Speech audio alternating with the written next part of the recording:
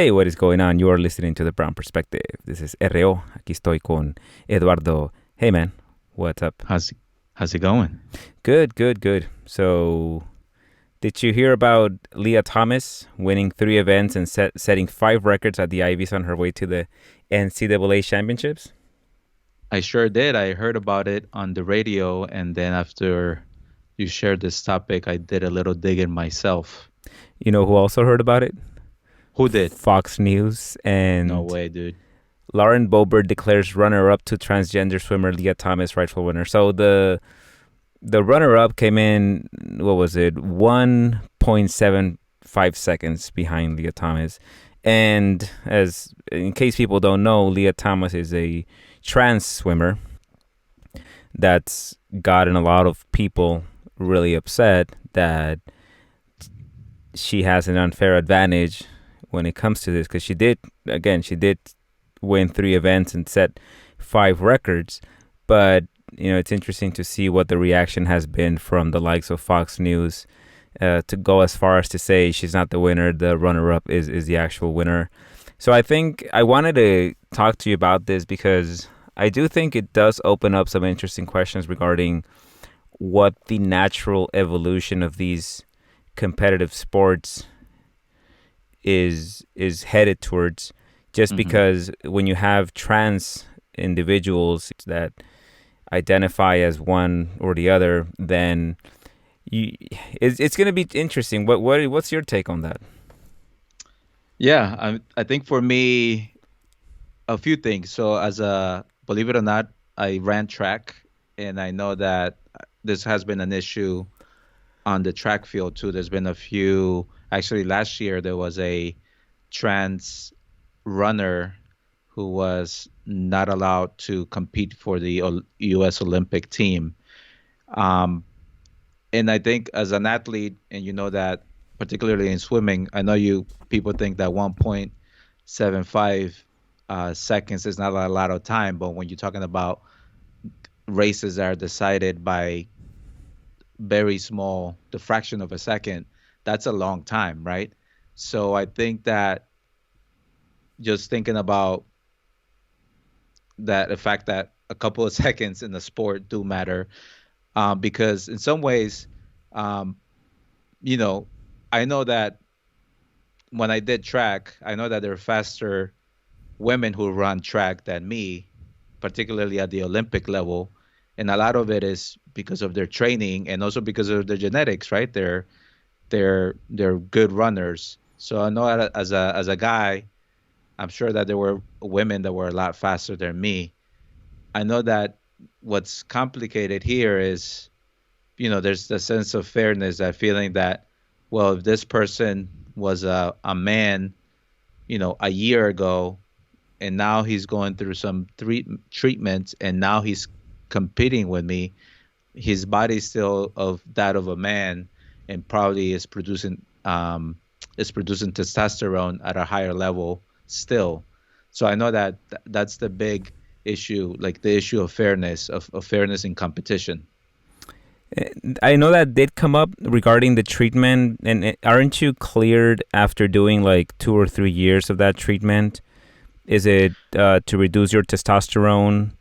I forget exactly what the treatment Yeah, it's a is. testosterone suppression treatment, and basically, it seems like both on the NCAA, and I think perhaps they got this from the Olympic Committee, but the rule is that the athlete needs to go through a year of that treatment and also not compete during that one year, which is what Leah Thomas did.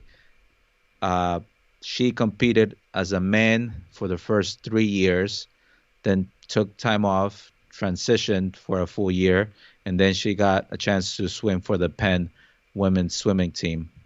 You And know, I actually don't know how good she was in the first 3 years of her career at Penn, but I think within the Ivies, we know that these are the sports that we're actually competitive at, right? Swimming and yep.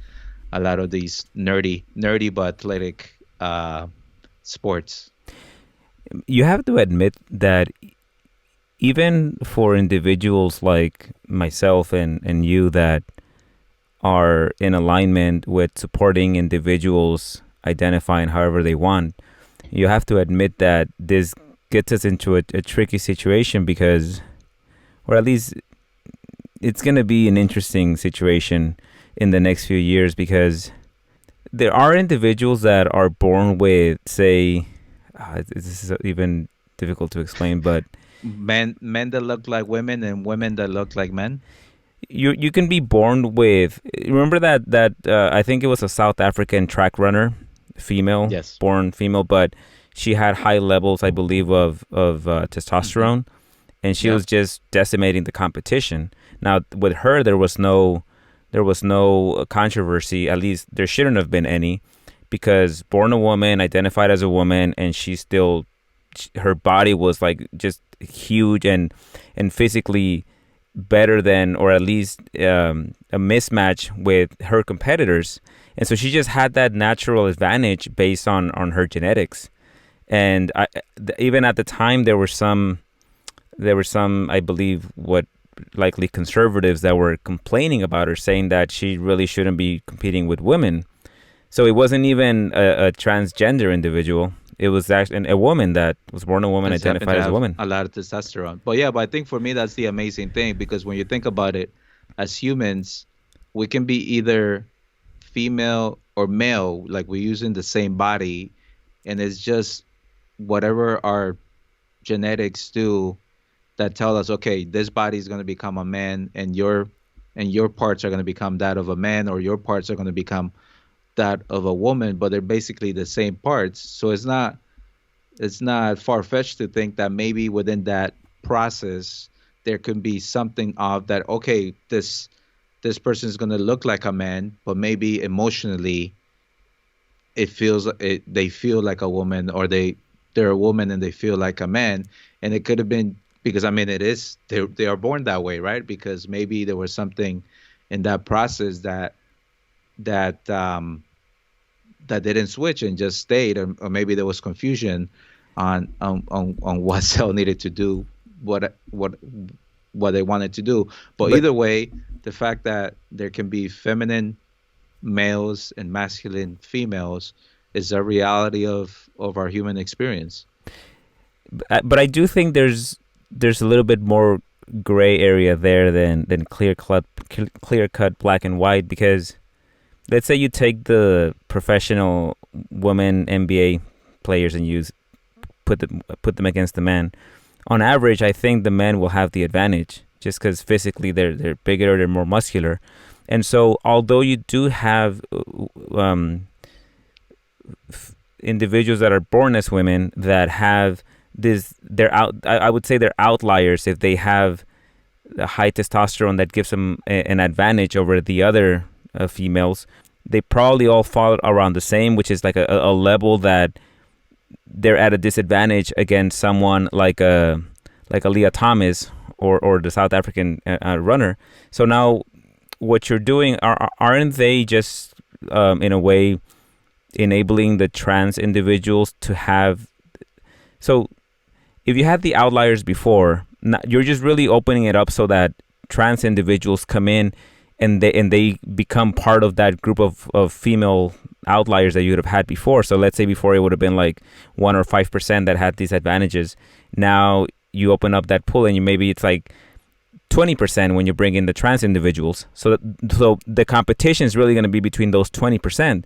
The other 80% that don't have the high testosterone levels, that just have more of an average, what I don't even know if I don't even know how to say this, but the height, the average height for a female, I don't know what that average height is, but it's lower than a man. The average muscle and so forth. So isn't that in a way excluding all of these other females from the competition now?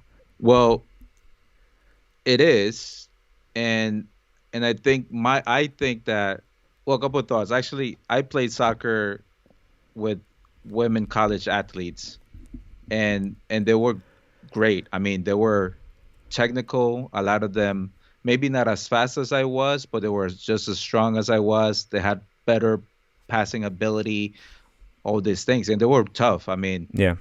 some of the ladies I play with, they were tough. So I think that. a lot of what's happening, I think even in the Olympics now, there are co-ed teams where you have, all the way from track to tennis. There's the opportunity for men and women to compete together, right? So that's more of a trend. And I personally think that what's going to happen is that there's just going to be either you open it up, so it's based on purely on time. So regardless of your gender, Yeah. if you run or you swim at this speed, you enter this competition, or you have an area, you have a competition for those folks who identify as men, for those folks who identify as women, and then maybe a transgender category. So, and one of the interesting things that I found out about is that this is an issue that's going to continue to grow because, I think back in 2018 there were at least 150,000 high schoolers who kind of were in this transgender category, and that number is likely to continue to grow as our society becomes a little bit more open with these individuals and the way that they identify.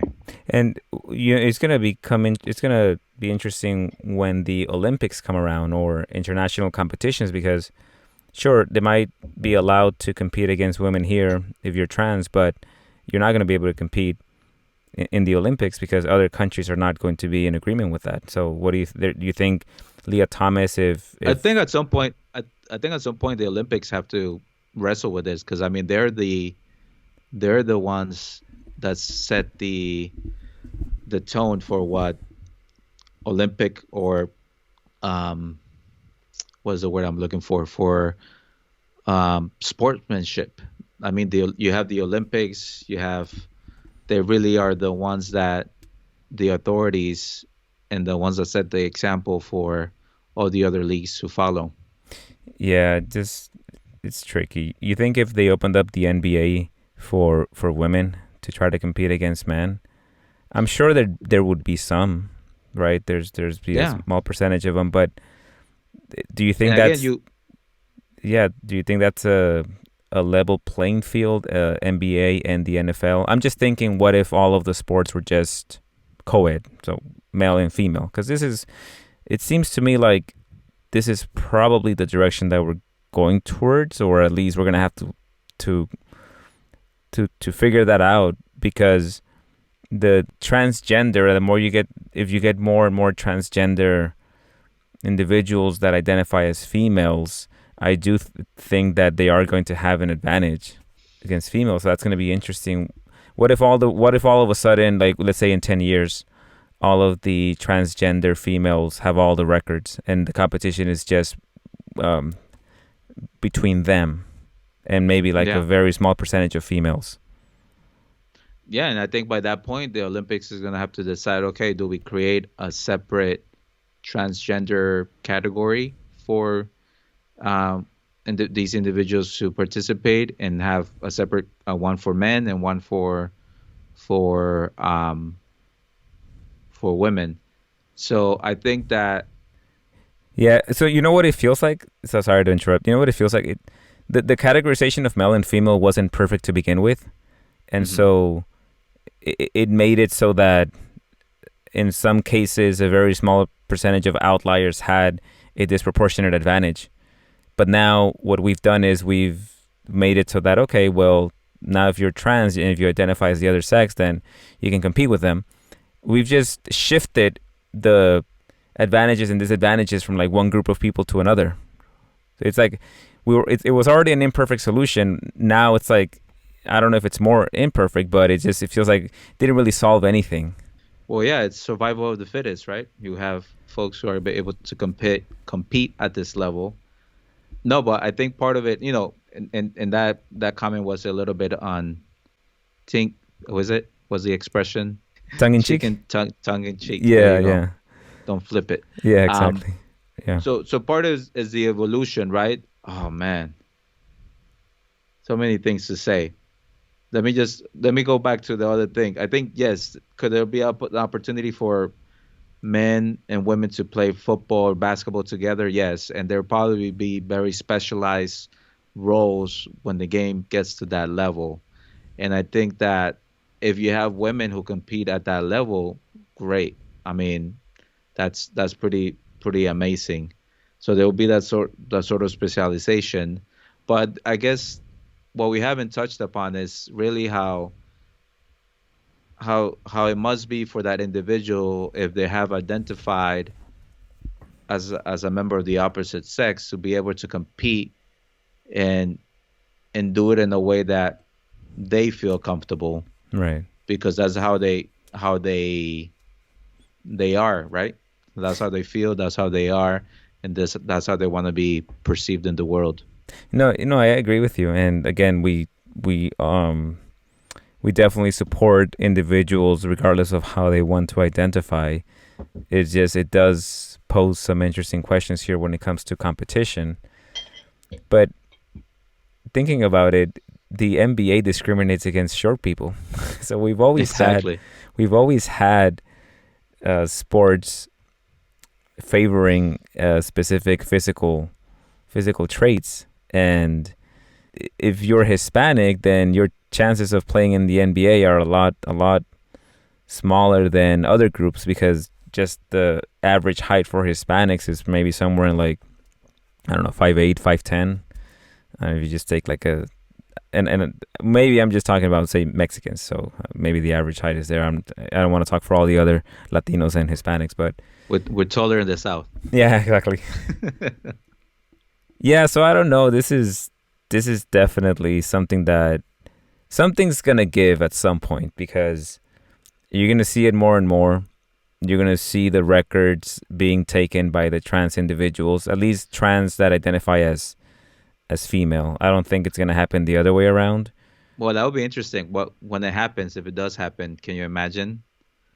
I mean, maybe not in track, but maybe in another sport where being a woman maybe gives you more of an advantage because of your What's perspective, your was it your skill set Well, is better. most sports are physical fitness and athleticism. I'm not sure if which ones do you have in mind where someone that Like identifies as male, a figure trans. skating. Do you think that I don't know if females have an advantage there? That's true. I'm not sure. Well, well, I'm they not have into both figure for skating, so I don't know. men's and women. So I Yeah. guess you do it both. But I mean, when you think of gracefulness, and I mean, and each sport, each discipline has their own way to interpret what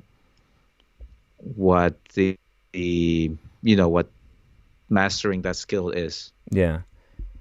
I think in closing, what I'll say is that society, culture is very fluid. I do think that it's good to be open to new things, because that's just cultures change, society changes, and this is just a natural process. We're going to figure out what comes of this 10, 15 years down the line. It could be great for us, or we could realize that maybe it wasn't the best idea and we need to have rigid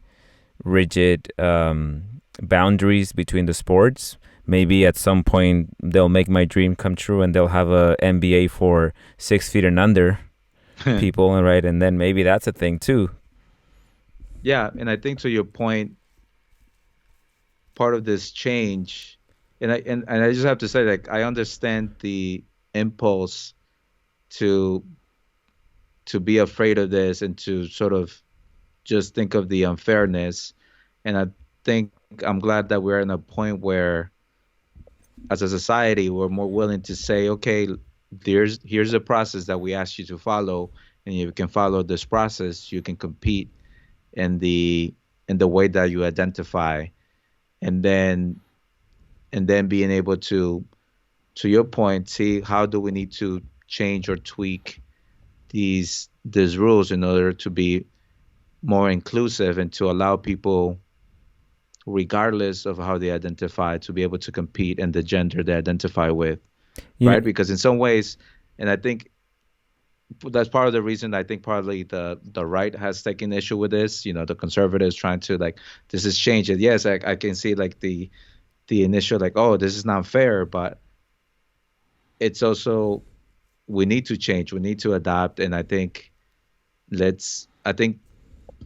it will be more exciting when we have everybody who can compete professionally at whatever sport they choose to. Yeah, I think the conservatives draw a connection to this to a bigger plot that where they think that there's some active process to destroy the stereotypical American family, so male and female, to destroy the family, the home, and that this is just another step in that direction. So they tie it to a bigger, Hmm. to a whole bigger issue here. But you know which sport has figured this out in a sense? Maybe we are going towards that. Boxing, because boxing has the weight classes. So Hmm. boxing figured out a long time ago that if you're 250 pounds, you have an unfair advantage against someone that's 150 or 160 pounds. They're not going to put them against each other. I believe weight classes change every 5 pounds. So you have the Hmm. featherweights, the welterweights, the heavyweights, because it's pretty obvious in boxing that you have this unfair advantage based on your physical characteristics. So maybe at some point some of these sports are going to go towards that. It's like, all right, well, you could be trans or you could be male or whatever. If you fit this category of physical traits based on height, weight, and so forth, then you compete against these other individuals. Otherwise, you compete against, right? So I'm not saying that's going to happen, but it seems like at least boxing is better set up for this transition that we're going through. Yeah, but you also have the thing of power, right? So Yeah, you can measure that. yeah, You that's can true. measure a range of power, like put a punching bag or something and have somebody punch at it and say, all right, well, you're within this range, so you can fight this other guy. Right? Yeah, but then again, you run into like a Mike Tyson that's short and powerful and can knock out guys like, yeah, so it's height. The weight division doesn't go based on height, it's more based on weight, because that, Hmm. I think that's a bigger factor. But you also have reach. I mean, there's so many different dimensions when it comes to sports that you can segment them in so many different ways if you start going in that direction, like arm reach, stamina, height, power, whether or not you have 20/20 vision. I mean, it's endless. So I don't It know. We'll is, we'll see. but at the end of the day, it doesn't matter the size or the sex of the dog, is the size of the fight in the dog. Nah, I think the size matters. Look at how tall she is. Should be. I think height matters in swimming, and your wingspan also. That's Anyhow, true. let's wrap it up here. I think good talk. For all out you out there, if you enjoy our content, make sure to check us out. We are Brown Perspective. Estamos on Twitter, Facebook, and Instagram. Nos vemos. Ciao.